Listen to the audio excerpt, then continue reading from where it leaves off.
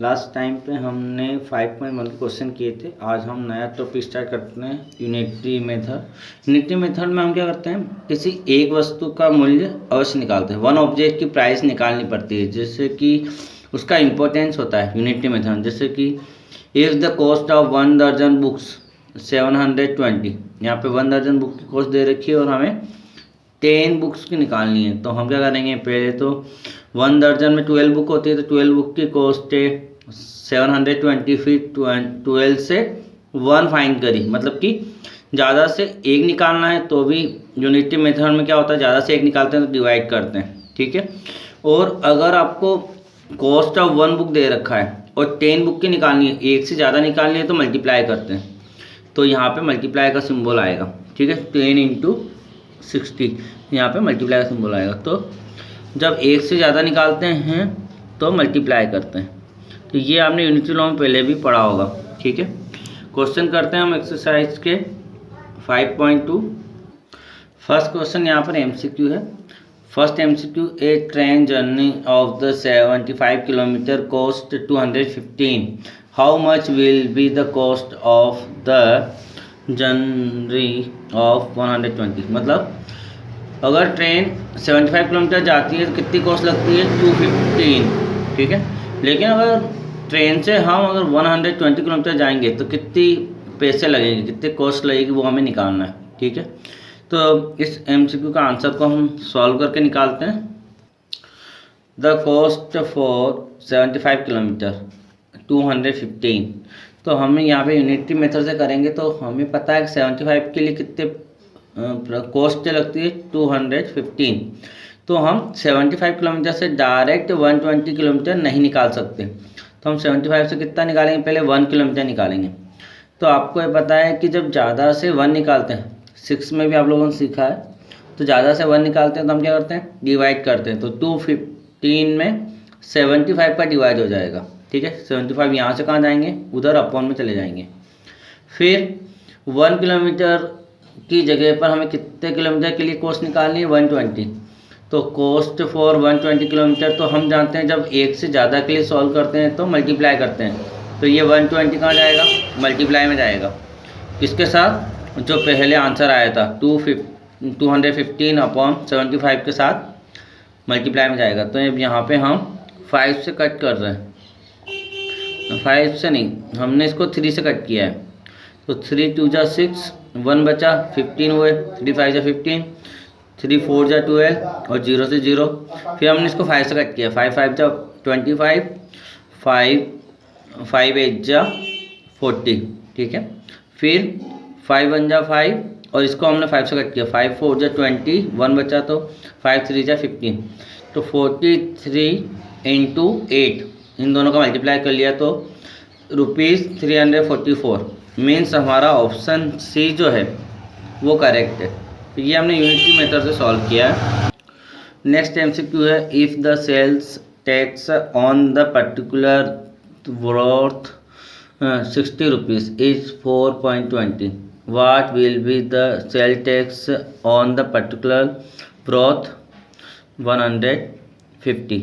मतलब कि अगर आपने परचेज़ किया है 60 रुपये का सामान, तो उस पर सेल टैक्स कितना लगा, 4.20। लेकिन आप परचेस करते हो 150 रुपीज़ का, तो कितना सेल टैक्स लगेगा वो हमें निकालना है। तो सॉल्व करते हैं हम इस क्वेश्चन को और पता करते हैं क्या आंसर है। Sale tax for 60 rupees, 60 rupees के लिए कितना सेल टैक्स है, ₹4.20। अब 60 से डायरेक्ट 150 नहीं निकलेगा, है ना, ज़्यादा से ज़्यादा नहीं निकलता है। तो हम पहले क्या निकालते हैं, 60 से 1 के लिए निकालेंगे। तो आपको पता है ज़्यादा से 1 निकलता है तो ये वाला उधर डिवाइड में जाएगा, यहाँ से उस तरफ डिवाइड में जाएगा। तो 4.20 के अपॉन में 60 आ गया। फिर 1 रुपीज़ की जगह पर हमें निकालना है 150 के लिए। तो सेल टैक्स 4 रुपीज़ 150। तो 1 से जब ज़्यादा निकलता है तो वो मल्टीप्लाई में जाता है। तो 4.20 अपॉन 60 पहले से था और ये ज़्यादा के लिए निकालना है तो मल्टीप्लाई में चला गया। अब पॉइंट हटाया, तो पॉइंट हटाया तो पॉइंट के बाद 2 नंबर हैं, 2 डिजिट है, तो 2 जीरो और बढ़ा दी नीचे, 60 के आगे 2 नंबर 2 जीरो और बढ़ा दी। अब ये ऊपर हो गया 420, 0 से 0 कैंसिल, 1 0 से 1 0, 1 0 से 1 0 कैंसिल। अब हमने 15 से कट किया, 15 1 जा 15, 15 4 जा 60। अब 4 का डिवाइड करेंगे हम 42 में। तो 4 का डिवाइड हमने जब 42 में किया तो 4 1 जा 4, 1 टाइम गया, फिर 2 लिया। 4 का डिवाइड 2 में नहीं होता, उसकी 0, फिर पॉइंट लगाया तो 0 आ गई। तो 4 5 जा 20, तो 10.5। अब 10.5 है, लेकिन आपको पता है कि रुपीज़ जो होते हैं वो पॉइंट के बाद 2 नंबर में आते हैं, तो यहाँ पे 0 लगा देंगे तो 10.50 हो गया। तो option A is correct, option A हमारा करेक्ट है। नेक्स्ट क्वेश्चन देखते हैं। सेकंड क्वेश्चन हमारा है the weight of 72 books is 9 kg। 72 books का वेट कितना है? 9 kg है। दो क्वेश्चन इसमें है। फर्स्ट वाला है what is the weight of the 80 such book. उसी तरह की 80 सच बुक का वेट कितना है वो निकालना है। और सेकंड है how many such books weigh 6 kg। और 6 kg में कितनी बुक्स आएगी, नंबर ऑफ बुक्स निकालनी है। तो यहाँ पे दो क्वेश्चन है, सॉल्व करते हैं हम यहाँ पे क्वेश्चन को। फर्स्ट क्वेश्चन में हमें क्या निकालना है? वेट। तो बच्चों हम लाइन इस तरीके से बनाते हैं, स्टेटमेंट ऐसा बनाते हैं कि जो चीज़ निकालना होती है उसको इक्वल के दूसरी तरफ रखते हैं। जैसे वेट निकालना है तो पहली लाइन से वेट उधर ही रहेगा।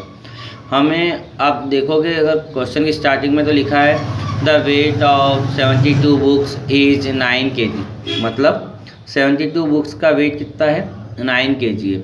और निकालना क्या है? फर्स्ट क्वेश्चन में निकालना था 80 बुक्स का वेट कितना है। तो हम जानते हैं बुक्स हमें गिवन है, वेट हमें निकालना है। तो पहली लाइन में बुक्स को आगे रखा और वेट को पीछे रखा। तो पहली लाइन से क्या बना? The weight of the 72 books equal to 9 kg। अब 72 से कितने बुक का निकालेंगे? 1 बुक का निकालेंगे। तो ये 72 कहाँ जाएगा? अपन में जाएगा, चाहे बड़ी संख्या हो या छोटी, लेकिन इधर से लेफ्ट से ही राइट में अपन में जाएगा। ठीक है, तो 9/72। अब कितनी बुक के लिए निकालना है? 1 से 80 बुक्स के लिए। तो द वेट ऑफ 80 बुक्स, तो एक से ज़्यादा के लिए क्या होता है? मल्टीप्लाई। तो 9/72 इंटू हो गया 80। अब हमने इसको कट किया है तो 9 1 जा 9, 9 8 जा 72, फिर 8 1 जा 8, 8 10 जा 80। तो 10 का इंटू 1 में हुआ तो 10 kg आया, मतलब कि 80 बुक्स का वेट कितना है? 10 kg। तो हमने देयरफॉर में आंसर लिखा therefore the weight of 80 books equal to 10 kg। तो ये हमारा फर्स्ट हो गया। इसी का सेकंड पार्ट देखते हैं। सेकंड पार्ट में हमसे बुक हाउ मेनी बुक्स पूछा है। हाउ मेनी बुक्स मतलब बुक्स की नंबर पूछे। तो हम क्या करेंगे? बुक्स के नंबर को इक्वल के दूसरी तरफ लिखेंगे। तो आगे क्या आएगा? वेट आ जाएगा, है ना, क्योंकि सेकंड क्वेश्चन में आप देखोगे तो वेट आपको दिया है 6 kg और बुक्स पूछी है। तो हम क्वेश्चन की पहली लाइन को भी ऐसा ही अरेंज करेंगे कि वहाँ पे बुक्स की नंबर को पीछे लिखें। जैसे number of books in 9 kg, हमें पता है कि 9 kg में कितनी बुक्स है, नंबर ऑफ बुक्स, ये इस तरीके से सेट करेंगे कि 9 kg आगे रहेगा और बुक्स पीछे रहेगी। तो 9 kg इक्वल टू 72 बुक्स। तो 9 से डायरेक्ट 6 नहीं निकलेगा, पहले 1 kg निकलेगा। तो ये 9 कहाँ जाएगा? लेफ्ट में है 9, तो ये अपॉन में जाएगा। तो 9 अपॉन में चला गया, तो 72/9। अब 6 kg के लिए निकालना है, तो एक से ज़्यादा निकालना है तो मल्टीप्लाई होगा, ज़्यादा से एक के लिए डिवाइड होता है। तो यहाँ पे 9 से कट हुआ, 9 1 जा 9, 9 8 जा 72, 8 का 6 में मल्टीप्लाई हुआ तो 48 बुक्स। ये हमारा आंसर है। तो आप देयरफॉर में आंसर लिख सकते हो कि देयरफॉर 48 बुक्स इन 6 kg। ओके, तो ये हो जाएगा। नेक्स्ट क्वेश्चन देखते हैं हम। थर्ड वाला क्वेश्चन तो वैसे आप कर सकते हो क्योंकि हमने 6 में भी किए हैं, तो आप अगर होमवर्क में करना चाहें तो कर लीजिएगा, ठीक है, प्रैक्टिस के लिए। बाकी हम इसको नहीं कर रहे हैं। फोर्थ वाले क्वेश्चन की बात करते हैं। The price of 3 metre of cloth is 79.50। Find the price of 15 metre of such cloth. हमें 3 मीटर की प्राइस दे रखी है और 15 मीटर के लिए निकालना है। तो सॉल्व करते हैं। जैसे बहुत सारे बच्चे डायरेक्ट निकाल लेते हैं कि 3 मीटर से 15 बना, तो कैसे बना? 3 में 5 का इंटू कर लिया, तो इधर भी 5 का इंटू कर लेंगे, दोनों तरफ 5 का इंटू करेंगे तो 3 का क्या बनेगा? 15 मीटर, और इधर 5 का इंटू करने पे जो आंसर आएगा वो आ जाएगा। ये भी एक तरीका है, लेकिन फिर हम इसको यूनिटरी मेथड से ही करेंगे, ठीक है बच्चों। तो यूनिटरी मेथड से कैसे करेंगे देखते हैं।